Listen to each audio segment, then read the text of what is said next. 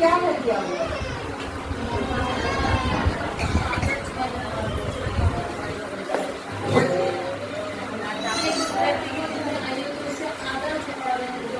बिल्कुल सही।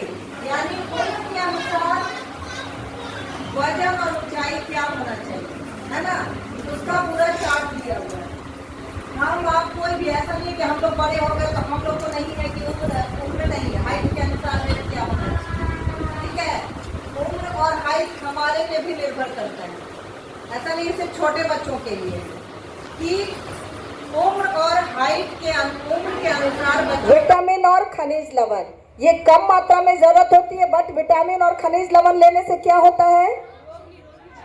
रोग निरोधक क्षमता बॉडी में डेवलप होता है, ठीक है? तो ये चीजें हैं। और कार्बोहाइड्रेट हमको मोटे अनाजों में मिलेगा। अब स्रोत भी पता होना चाहिए। हम जान गए कि कार्बोहाइड्रेट कहाँ से मिलना चाहिए, जब तक नहीं जानेंगे तो हम खाएंगे कैसे, है ना? तो कार्बोहाइड्रेट देखो, कार्बोहाइड्रेट प्रोटीन और वसा हमने बताया था, ऊर्जा प्रदान करते हैं, ऊतकों का निर्माण करते हैं और शरीर में हुए टूट फूट की मरम्मत करते हैं। ये मुख्य काम है इनका, ठीक है? खनिज लवण और विटामिन का काम है रोग निरोधक क्षमता वर्धन बनाए रखना, है ना? अब हमारा कार्बोहाइड्रेट का स्रोत क्या है? मोटे अनाज। मोटे अनाज में कोई भी अनाज आएगा। कौन कौन सा अनाज होता है? चावल, गेहूं, मक्का, जौ, बाजरा, जितने तरह के अनाज हैं सभी में कार्बोहाइड्रेट प्रचुर मात्रा में होता है, ठीक है? दूसरा है प्रोटीन। प्रोटीन किस में मिलता है? सिर्फ दाल में? पालक के साग में प्रोटीन नहीं मिलता है, विटामिन मिलता है। हाँ, आयरन मिलता है, बिल्कुल सही।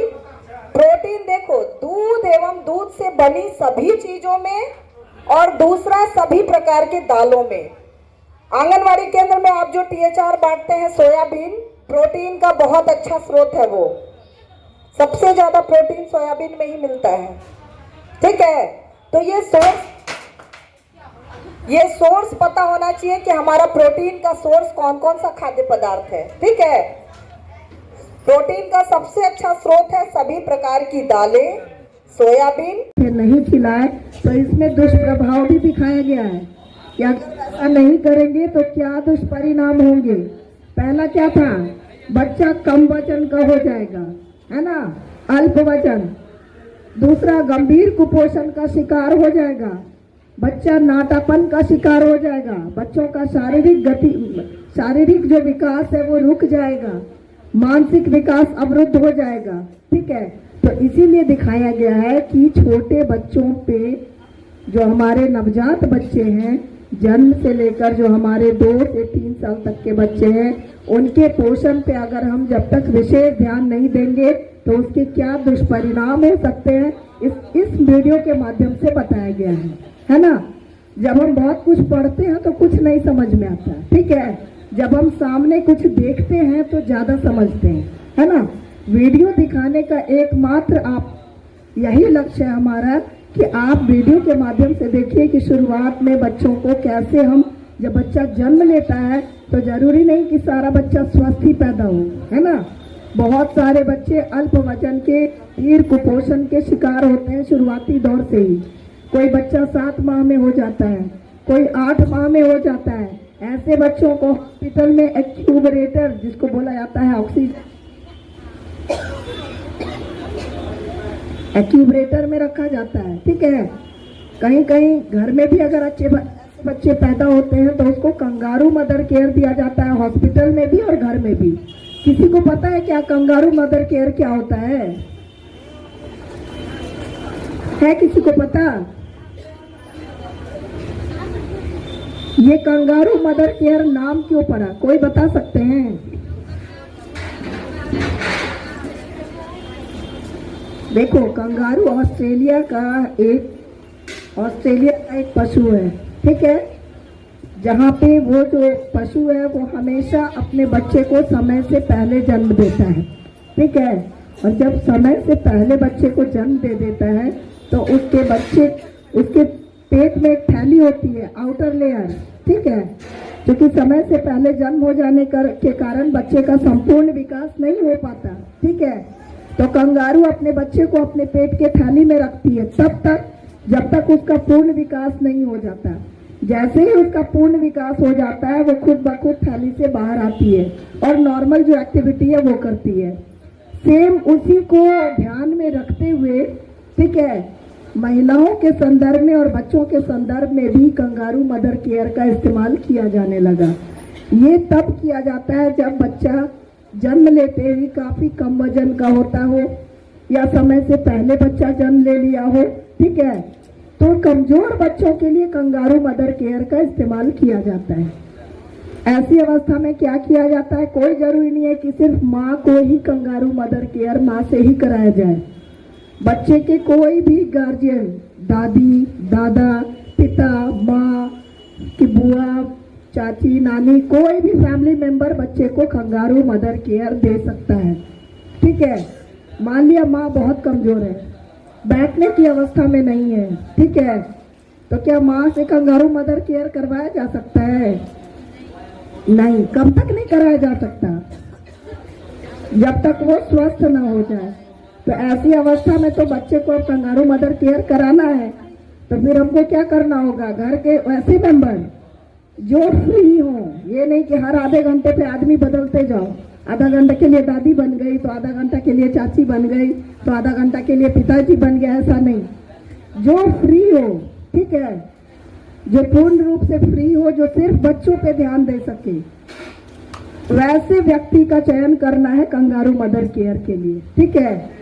वैसे इंसान का चयन करके क्या करेंगे कि बच्चे को एक तो साफ सफाई का काफी ख्याल रखना है कि जिससे हम कंगारू मदर केयर करवा रहे हैं उसका साफ रहना अति आवश्यक है।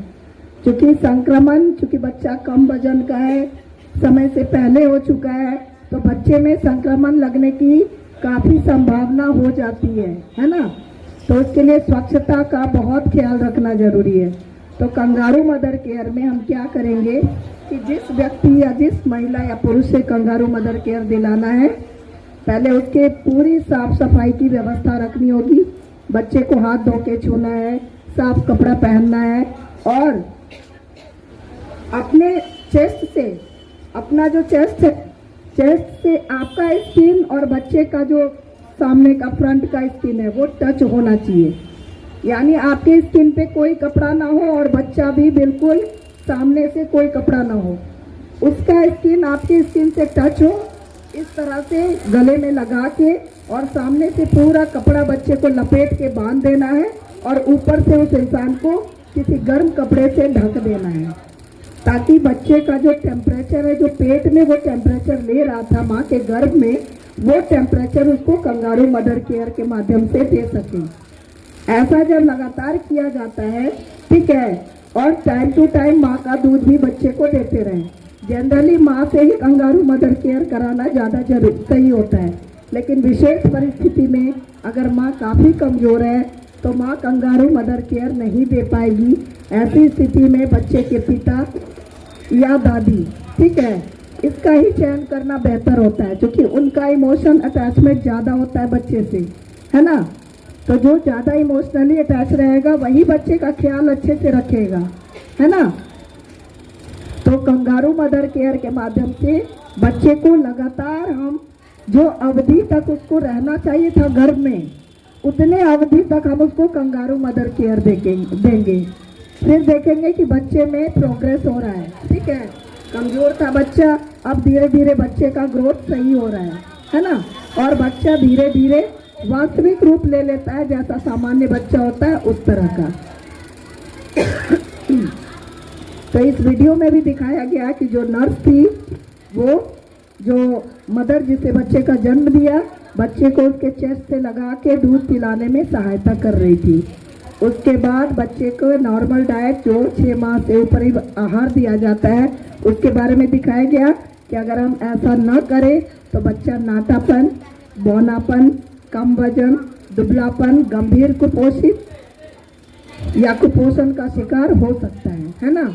इसलिए छोटे बच्चों के स्वास्थ्य के लिए पोषण का बहुत महत्व है, जिसको हमको जन्म से ही प्रारंभ